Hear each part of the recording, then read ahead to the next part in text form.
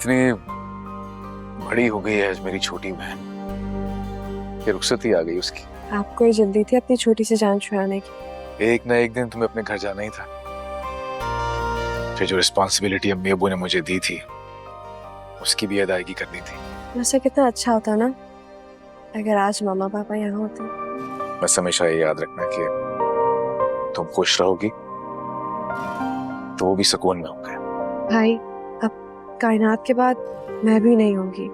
Please अपना बहुत ज्यादा ख्याल रखिएगा और ये बात तुम भी। बयान इसका सुन लें आप जरा।